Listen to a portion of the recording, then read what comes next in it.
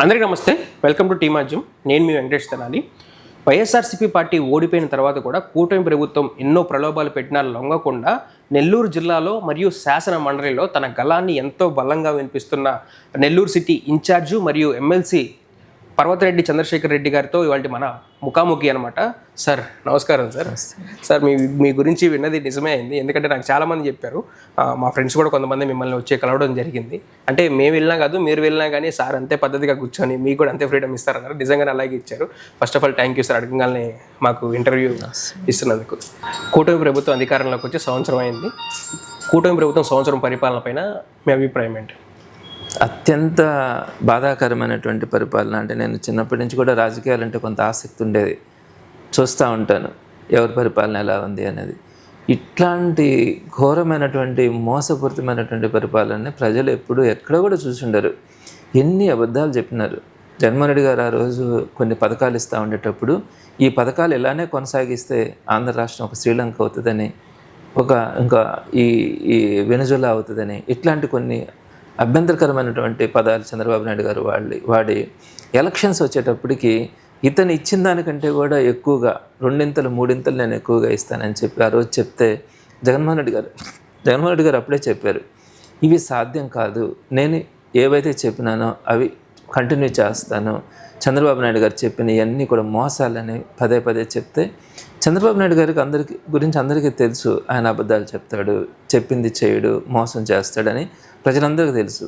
అయితే పక్కన ఇంకొక 2 పార్టీలు ఉన్నాయి కాబట్టి వాళ్ళైనా ఇతన్ని సెట్ చేసి కంట్రోల్ చేసి చేయిస్తారేమోనని ఆశపడ్డారు కొంతమంది. ఎందుకంటే జనాలు ఈ రోజు కూడా ఆంధ్ర రాష్ట్రంలో పేదరికం ఉంది. పాప 4 రూపాయలు సంపాదించుకున్న ఇంట్లో సరిపోక ఏదైనా ప్రభుత్వం కనుక కొంత ఆర్థిక సహాయం చేస్తే దాంతో కుటుంబాన్ని కొనసాగించుకునేటువంటి పరిస్థితుల్లో ఈరోజు సుమారుగా 60 to 70% పేదలు ఉన్నారు. ఈరోజు ఆ పేదల యొక్క సమస్యల్ని అడ్డం పెట్టుకొని మోసం చేసి అబద్ధం చెప్పి ఈరోజు అధికారంలోకి వచ్చి కనీసం ఒక్కటి కూడా ఆలోచించుకోకుండా ప్రతి దాంట్లో కూడా కన్నింగ్ చేస్తారు. అంటే అమ్మ ఒడి మనం ఇస్తే దానికి నేను తల్లికి వందనం పేరు మీద ఎంతమంది బిడ్డలు ఉంటే అంతమందికి, అంటే మనము వైఎస్ఆర్సీపీలో 43 లక్షల మందికి ఇస్తే సుమారుగా 84 లక్షల మంది ఉన్నారు పిల్లలు. 84 లక్షల మందికి నేను 15,000 చొప్పున ఇస్తానని చెప్పాడు. అలానే రైతుకి మనం చక్కగా 13,500 ఎవ్రీ ఇయర్ ఇచ్చినాం. నేను 20,000 లెక్కన ఇస్తాను, సెంట్రల్ గవర్నమెంట్తో సంబంధం లేకుండా అన్నాడు. సరే ఇప్పుడు సెంట్రల్ గవర్నమెంట్తో కలిపే 20,000 ఇస్తానంటాడు. సరే అదైనా కూడా ఈ రోజుకి ఇచ్చినాడు. ఆ సంవత్సరం గడిచిపోయింది. ఆ రైతు బాధను ఎవరు తీర్చాలా? అలానే వాళ్ళ చేయూత ఆశల కింద ఎవ్రీ ఇయర్ సుమారుగా ప్రతి మహిళకు కూడా ఒక 50,000 రూపాయల దాకా గిట్టుబాటు అవుతుండింది. దాంతో వాళ్ళు చక్కగా చిన్నగా కుటీర పరిశ్రమలు చేసుకొని వాళ్ళ కుటుంబాలను చక్కగా పోషించుకుంటుంటే మీరేం చెప్పారు? 18 సంవత్సరాలు నిండినటువంటి ప్రతి మహిళకు కూడా నెలకు 1,500 రూపాయలు, సంవత్సరానికి 18,000 రూపాయలు ఇస్తానని చెప్పారు. ఈ రోజుకి ఒక్క 1,500 ఒక్క నెలకైనా ఇచ్చారా? ఒక్క బిడ్డకైనా ఇచ్చారా? సుమారుగా 1 కోటి మంది మహిళలు ఎదురు చూస్తూ ఉన్నారు. కనీసం వాళ్ళ ఉసురు తగులుతుంది. అలానే మహిళలకు ఏం చెప్పినాడు? మీకు ఉచిత బస్సు ఇస్తానని చెప్పాడు. దానికి ఏం చెప్తా ఉన్నారు? ఆగస్టు 15 అంటాడు, అక్టోబర్ 2 అంటాడు, ఇంకోటి అంటాడు. ఏ సంవత్సరం చేస్తారో కూడా చెప్పాడు. చెప్పిన అబద్ధం చెప్పకుండా తల్లికి వందనం కూడా ఏం చెప్పారు? మే కల్లా మేము అమౌంట్ వేస్తామని చెప్పి అసెంబ్లీ సాక్షిగా నేను అడిగిన ప్రశ్నకి సమాధానం కూడా చెప్పడం జరిగింది. మే అయిపోయింది. అయితే లాస్ట్ మంత్లో వైజాగ్లో చంద్రబాబు నాయుడు గారు మాట్లాడేటప్పుడు ఆలోచిస్తూ ఉన్నాము, ఇన్స్టాల్మెంట్స్లో ఇవ్వాలన్నా, నేరుగా ఇవ్వాలన్నా, దానికి ఒక రూట్ మ్యాప్ వేస్తాము. ఇన్ని చెప్తా ఉంటే జగన్మోహన్ రెడ్డి గారు ఇచ్చే పథకం ఏ రోజు అనుకుంటే ఆ రోజు మాట తప్పకుండా డేట్ ప్రకారం ఇచ్చినటువంటి గొప్ప వ్యక్తి జగన్మోహన్ రెడ్డి గారు. మరి అట్లాంటి వ్యక్తితో ఈ వ్యక్తికి పోలిక ఏంటి? జగన్మోహన్ రెడ్డి గారు చేసింది ఏంటి, చెప్పింది ఏంటి? చంద్రబాబు నాయుడు గారు ఒక్క పథకాన్ని ఒక్కటైనా చెప్పినారా?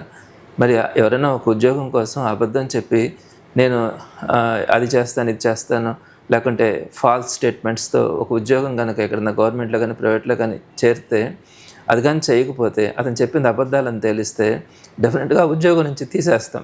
మరి ఇక్కడ అది రాజకీయాల్లోకి వచ్చేటప్పటికి ఇన్ని అబద్ధాలు చెప్పి ఈరోజు నేను అవన్నీ కూడా చేయలేను అని చెప్పే మాట చెప్తా ఉన్నాడంటే అటువంటి వ్యక్తిని అధికారంలో నుంచి తొలగించాలా?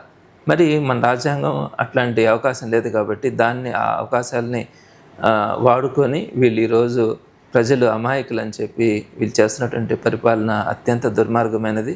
అసలు ఎవరు కూడా తృప్తిగా లేరు. చిన్న బిడ్డ దగ్గర నుంచి ముసలాళ్ళ దాకా ప్రతి ఒక్కరికి కూడా హామీలు ఇచ్చి అటు డెవలప్మెంట్స్లో కానీ ఎంప్లాయీస్ విషయంలో కానీ ప్రతిదీ కూడా హామీలు ఇచ్చి ఈరోజు అత్యంత బాధాకరమైనటువంటి పరిపాలనగా ఈ 5 సంవత్సరాలను మనం చెప్పుకోవచ్చు. అంటే సార్ ఇప్పుడు మీరు చాలా చెప్పారు, ప్రజల్లో మీరు నిత్యం తిరుగుతూనే ఉంటారు కదా, తిరుగుతున్నారు. నేను కూడా మీ చాలా చూశాను వీడియోస్ కూడా, మీరు తిరుగుతూ ఉన్నారు కాబట్టి ప్రజల్లో స్పందన ఎలా ఉంది, అండ్ నెక్స్ట్ వాళ్ళు కూడా మీరు ఏదైతే చెప్పారో అవన్నీ కూడా ఫీల్ అవుతున్నారా? అండ్ నెక్స్ట్ మీరు June 4th కూడా మీరు వెన్నుపోటు దినం ఒకటి చేయబోతున్నారు, ప్రజల్లో స్పందన ఎలా ఉంది మీ పార్టీకి, వైఎస్ఆర్సీపీ పార్టీకి? జగన్మోహన్ రెడ్డి గారు సంక్షేమం చేస్తున్నారని అంటారు. సంక్షేమంతో పాటు అభివృద్ధి, ఇన్ఫ్రాస్ట్రక్చర్ డెవలప్మెంట్ ఆంధ్ర రాష్ట్రంలో అద్భుతంగా జరిగింది. అంటే స్కూల్స్ ఇన్ఫ్రాస్ట్రక్చర్ సుమారుగా 70,000 కోట్ల రూపాయలతో మనం స్కూల్స్ని ఇన్ఫ్రాస్ట్రక్చర్ని అద్భుతంగా డెవలప్ చేసుకున్నాం. అలానే గవర్నమెంట్ హాస్పిటల్స్ ఈరోజు ఎక్సలెంట్గా తయారైనాయి. 108, 104 కొత్త వెహికల్స్ తీసుకున్నాం. అలానే పోర్ట్లు కొత్తగా పెట్టాము. ఇప్పుడు స్వాతంత్రం వచ్చిన తర్వాత ఎప్పుడు కూడా లేవు. అలానే ఫిషింగ్ హార్బర్స్ కానీ, అలానే సచివాలయాలు కూడా సుమారుగా 10,000కు పైగా సచివాలయాలు కట్టాం. రైతు భరోసా కేంద్రాలు కట్టాం. అట్లనే మెడికల్ కాలేజీలు సుమారుగా 17 కొత్త మెడికల్ కాలేజీలను తీసుకొని వచ్చినాం. ఇట్లాంటి అద్భుతమైనటువంటి రీఫార్మ్స్ ఇవన్నీ కూడా చేసి కూడా సరిగా చెప్పుకోలేక వీళ్ళు చేసినటువంటి అబద్ధాలతో ప్రజలు మోసపోవడం కూడా జరిగింది. అట్లా ఇన్ని సంక్షేమ పథకాలు, డెవలప్మెంట్స్ అన్నీ చేసి ఈరోజు ఏ ఒక్కటి చేయకుండానే జగన్మోహన్ రెడ్డి గారు యావరేజ్న మన ఆ టైంలో అప్పులు చేస్తున్నారని చెప్పినారు. యావరేజ్న మన టైంలో అప్పులైంది 50,000 కోట్ల రూపాయలు అప్పులైనాయి. కానీ వాటన్నిటిని కూడా మనం ఇన్ఫ్రాస్ట్రక్చర్కి ఉపయోగించినాం. కానీ అవి ఏమీ చేయకుండా ఒక్క సంక్షేమ పథకం కానీ, ఒక్క డెవలప్మెంట్ కానీ లేకుండా ఈరోజు 1,15,000 కోట్ల రూపాయలు 11 నెలల్లోనే అప్పు చేసేస్తే రాష్ట్ర పరిస్థితి ఎలా ఉంటుంది? ఎక్కడికి పోయింది డబ్బులంతా? కేవలం ఎక్కడికి పోయిందంటే ఏదేదో రకరకాల బిల్లులు పెట్టుకొని 10%, 20% కమిషన్స్ తీసుకుంటా పాత బిల్లుల పేర్లు చెప్పి ఏవంటే అవి శాంక్షన్ చేయించుకొని ఈ సంవత్సరం రోజుల్లో 1,15,000 కోట్ల రూపాయలని వాళ్ళ కార్యకర్తల, నాయకులకి ఎలక్షన్స్ టైంలో డబ్బులు ఖర్చు పెట్టినారన్న ఉద్దేశంతో వారందరూ కూడా శాంక్షన్ చేసి ఈరోజు రాష్ట్రాన్ని అప్పుల పాలు చేసి దివాలా తీసే పరిస్థితి ఈరోజు మనం గమనిస్తాను. కాబట్టి ఎక్కడ కూడా వ్యాపారస్తులు కూడా సంక్షేమ పథకాలు వచ్చినప్పుడు ఆ పేదలకు 4 రూపాయలు డబ్బులు వస్తే ఆ డబ్బులతో వాళ్ళు వెళ్ళి వ్యాపారాలు చేసుకుంటే వ్యాపారస్తులు సంతోషంగా సుఖంగా ఉన్నారు. ఈరోజు ఎక్కడ కూడా ఏ వ్యాపారస్తుడు కూడా సుఖంగా లేడు. సంక్షేమ పథకాల్లో పేద చక్కగా వాళ్ళు హ్యాపీగా లేరు. వాళ్ళ కొనుగోలు శక్తి తగ్గిపోయింది, వ్యాపారాలు తగ్గిపోయినాయి, ఇన్వెస్టర్స్ కూడా పోయింది. వ్యాపారస్తులు ఎప్పుడైతే దెబ్బతిన్నారో ఇన్వెస్టర్స్ కూడా ఇతర రాష్ట్రాలకు వెళ్ళిపోయే పరిస్థితి ఈరోజు మనం చూసాం. బెంగళూరు కానీ, చెన్నై కానీ, కొంత హైదరాబాద్ కొంత తగ్గింది. ఈ రెండింటికి కూడా ఈరోజు ఎక్కువగా వెళ్తూ ఉన్నారు. అట్లా మన స్టేట్లో వ్యాపారస్తులు కానీ, పేదవాడు కానీ, వ్యాపారస్తులు కానీ, అలానే ఇన్వెస్టర్స్ కానీ, చిన్న ఇన్వెస్టర్స్తో సహా, అలానే ఉద్యోగస్తులు, వీళ్ళందరూ కూడా ప్రతి వర్గం కూడా ఈరోజు బాధపడతా ఎప్పుడెప్పుడు మిగతా సమయం గడిచిపోతుందా, మళ్ళా జగన్మోహన్ రెడ్డి గారు వస్తారా అని ఎదురు చూసే పరిస్థితి ఈరోజు ప్రతి ఒక్కరిలో కూడా కనపడుతూ ఉంది. Okay sir. అండ్ నెక్స్ట్ ఇంకోటి ఏంటంటే లాస్ట్ ఎలక్షన్స్ టైంలో గవర్నమెంట్ టీచర్స్ కానివ్వండి, ఎంప్లాయీస్ కానివ్వండి, వీళ్ళందరూ కూడా అప్పుడున్న అధికార పార్టీ మీద కాబట్టి వైఎస్ఆర్సీపీ పార్టీకి అగ్నిస్ట్గా అన్నారు. మరి ఇప్పుడు వాళ్ళ స్పందన ఎలా ఉంది? ఎంప్లాయీస్ కానీ, టీచర్స్ కానీ వీళ్ళంతా కూడా లాస్ట్ టైం ఉన్నప్పుడు జగన్మోహన్ రెడ్డి గారు చేసినటువంటి డెవలప్మెంట్స్ కానీ మాట చెప్తే నిలబెడతాడని కానీ ఎవరికి ఏం డౌట్ లేదు. కాకపోతే వాళ్ళని ఏంటంటే మమ్మల్ని పిలిచి మాతో మాట్లాడలేదు అననే కొంచెం అవమానంగా ఫీల్ అయిన మాట అయితే అప్పట్లో కనిపించేది.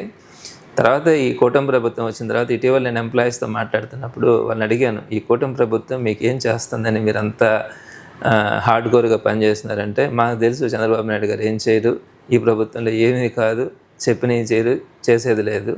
కాకపోతే అక్కడ మాకు కొంచెం 1-2 సందర్భాల్లో కొంచెం మేము అవమానంగా ఫీల్ అయినాము. అది తెలుసుకుంటే చాలా జగన్మోహన్ రెడ్డి గారు ఏదైనా చేస్తే జగన్మోహన్ రెడ్డి గారు చేయాలా అనే అభిప్రాయం వాళ్ళల్లో మాటల్లో కూడా కనపడుతుంది. జగన్మోహన్ రెడ్డి గారు కూడా చాలాసార్లు చెప్పినారు, మనం ఎంప్లాయీస్కి బాగా చేసినాం, కానీ ఎందుకనో కొంత గ్యాప్ అయితే ఉండింది.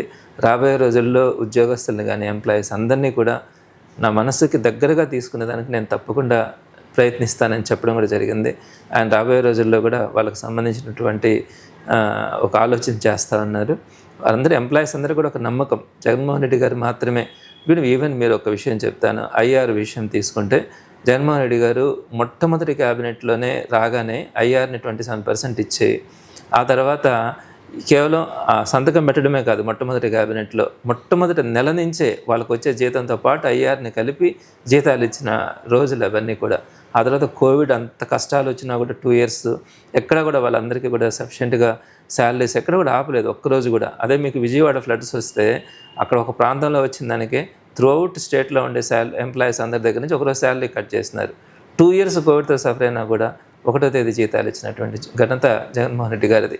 అలానే అంత సమస్యలు వచ్చినా కూడా పిఆర్సీని 23% ఇచ్చినారు. అక్కడ కొంచెం ఎంప్లాయీస్ చిన్న బాధపడినారు. అట్లా అన్ని విషయాల్లో కూడా డిఏలు తీసుకుంటే కూడా సంవత్సరానికి 2 డిఏలు ఇవ్వాలి.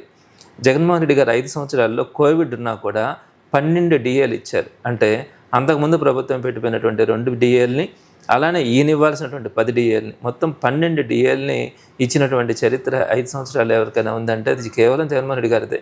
ఈ రోజుకి సంవత్సరం గడిచిపోయింది కదా, ఈయన వచ్చి ఐఆర్ ఇచ్చాడా, పిఆర్సీ ఇవ్వవల్ల ముందు కమిటీ ఒకటి వేయాలిగా, ఆ కమిటీ గురించి ఆలోచించాడా, ఒక్క డిఏ అయినా ఇచ్చాడా? 6 నెలలకు డిఏ ఇవ్వాలా, సంవత్సరం అయిపోయింది 2 డిఏలు ఇవ్వాలా, నీకే కష్టాలు లేవు, సంక్షేమం లేదు, అభివృద్ధి లేదు, మరి కనీసం ఒక్క డిఏ అయినా ఇవ్వచ్చుగా. దాని గురించి ఆలోచించట్లా. రకరకాలుగా వాళ్ళని వేధిస్తూ ఉంటారు ఈరోజు, రకరకాల యాప్లు పెట్టి వాటిని పెట్టి. అంటే ఎంప్లాయీస్ విషయంలో కానీ టీచర్స్ విషయంలో కానీ ఖచ్చితంగా జగన్మోహన్ రెడ్డి గారిదే స్వర్ణయుగం అన్నదే అందరి అభిప్రాయం. వాళ్ళు కాకపోతే ఇప్పుడే మనం బయటకు వచ్చి మాట్లాడడం దేనికనే అభిప్రాయంతో ఉన్నారు. ఎందుకంటే మాట్లాడితే వాళ్ళు సస్పెండ్ చేస్తూ ఉన్నారు. ఎంతమంది టీచర్స్ని సస్పెండ్ చేస్తే వాళ్ళ తరపున కోర్టులకు పోయి మళ్ళీ వాళ్ళకి ఆర్డర్స్ తెప్పించాం.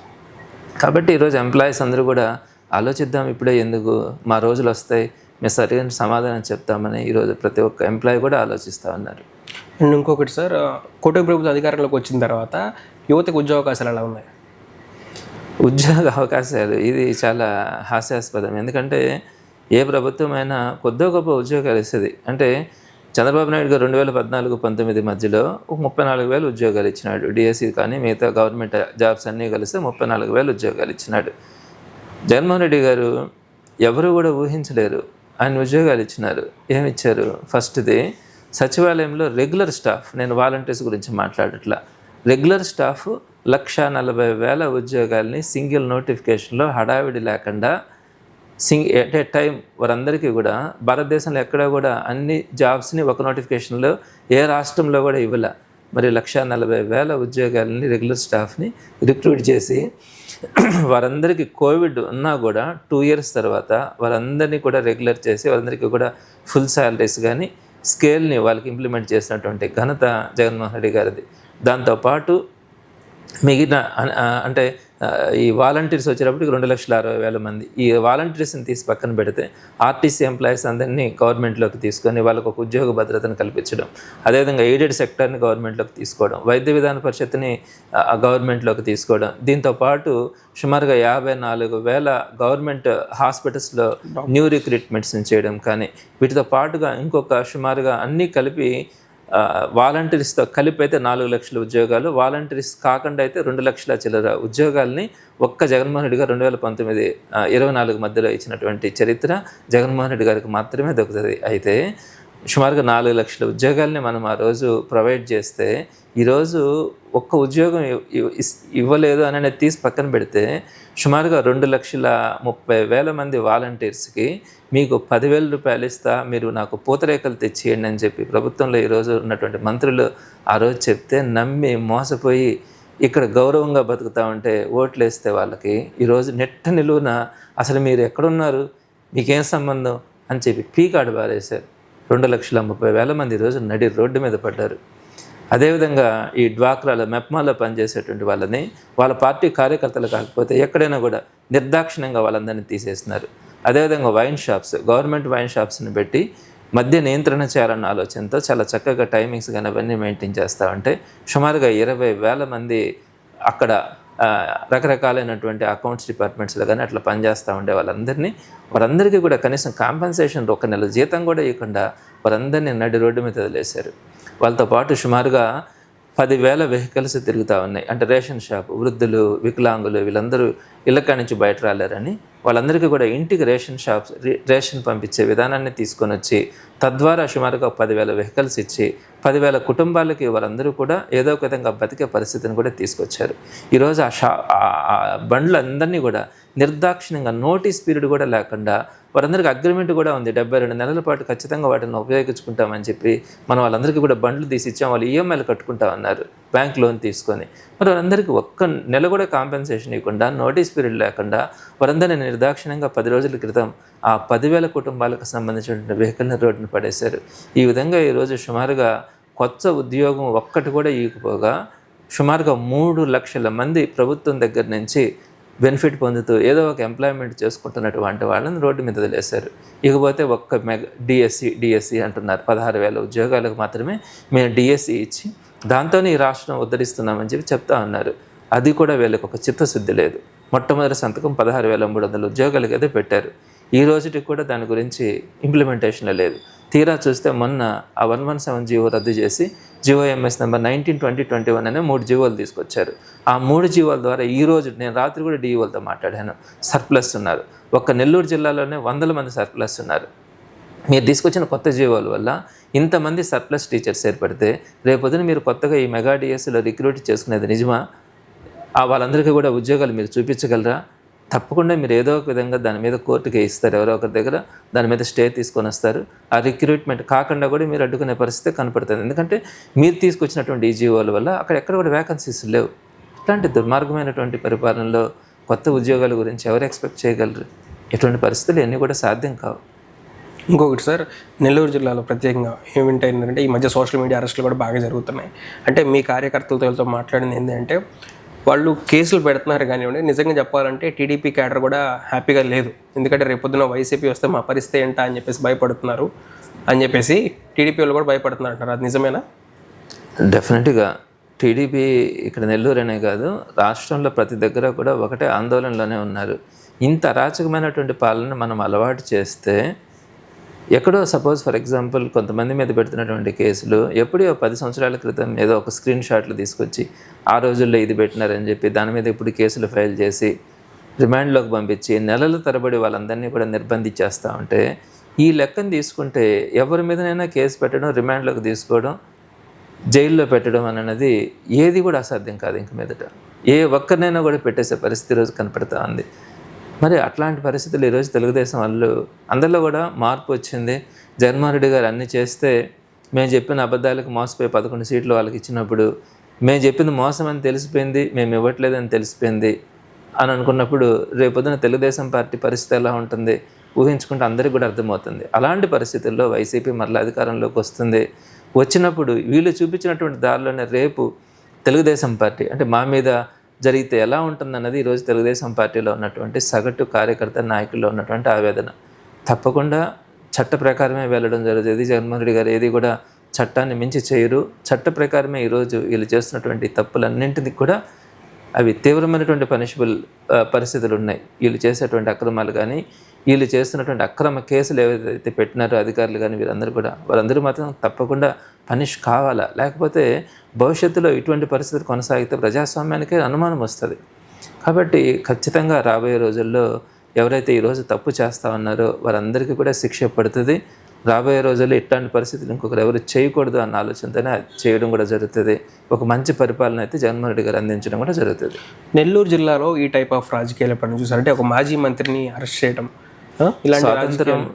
స్వాతంత్రం రాకముందు స్వాతంత్రోద్యమంలో ఎలాంటివి జరిగినాయో నాకు తెలియదు, కానీ స్వాతంత్రం వచ్చిన తర్వాత ప్రజాస్వామ్యంలో ఎన్నికలు జరిగి ప్రజాస్వామ్యయుతంగా ప్రభుత్వాలు ఏర్పడిన తర్వాత నెల్లూరు జిల్లాలో ఇలా ఒక ఎమ్మెల్యేగా పనిచేసినా లేదా చేస్తున్నా లేదా మాజీ మంత్రులు ఇలాంటి ఒక ఉన్నత స్థాయిలో ఉన్నటువంటి వ్యక్తుల మీద ఒక ఆరోపణల మీద ఎవరో ఇచ్చినటువంటి కన్ఫెషన్ స్టేట్మెంట్స్ని బేస్ చేసుకొని నిర్బంధం చేయడం అన్నది మా చరిత్రలో అయితే ఎప్పుడు మేము చూడలే. ఇదే మొట్టమొదటిగా చూస్తూ ఉన్నాం. ఇది ప్రజలందరికీ కూడా తెలుసు, ఇది చాలా అక్రమమని. తప్పకుండా వీటన్నిటికీ ప్రజలు గుణపాఠం చెప్పే రోజు అయితే ఉంటుంది. ఇంకొకటి ఫైనల్గా క్వశ్చన్, రేపు మాపో జగన్మోహన్ రెడ్డి గారిని కూడా అరెస్ట్ చేస్తామని చెప్పేసి వాళ్ళు చెప్తున్నారు. దీనిపైన మీ అభిప్రాయం ఏంటి? జగన్మోహన్ రెడ్డి గారు చంద్రబాబు నాయుడు గారి దగ్గర ఒకటైతే ఉంటుంది, ఆయన లీకులు ఇస్తా ఉన్నాడు అంటే ఆయనకి చేయాలనే ఆలోచన ఉంటుంది.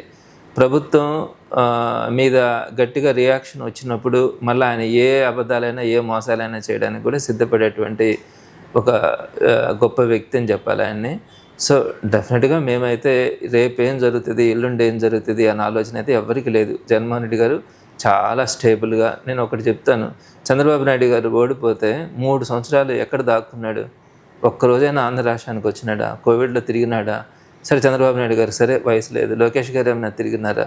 ఈరోజు జగన్మోహన్ రెడ్డి గారు ప్రతి వారం కూడా 2 days ఇంటికి వెళ్తున్నాడు. 3 to 4 days ఆయన తాడేపల్లిలో ఆఫీసులో ఉండి కార్యకర్తల నాయకుల్ని గంటల తరబడి ప్రతి ఒక్కరు వచ్చిన వాళ్ళందరితో కూడా నిలబడి వాళ్ళందరితో కూడా మాట్లాడి వాళ్ళకి ఫోటోలు ఇవ్వడం కానీ జరుగుతుంది. ఇంత రెగ్యులర్గా, ఇంత డిసిప్లిన్గా కేవలం 11 సీట్లకే పరిమితమైనా కూడా ఎవ్రీ వీక్ వచ్చినటువంటి చరిత్ర ఒక్క చంద్రబాబు నాయుడు గారికే కాదు, భారతదేశంలో ఎక్కడా కూడా ఏ ప్రతిపక్ష పార్టీ నాయకుడు కూడా చేయలే. అంత చక్కగా చేస్తూ ఉంటే జగన్మోహన్ రెడ్డి గారు ఈ రోజుకి కూడా ఆ కమిట్మెంట్ అంత చక్కగా ఉంది.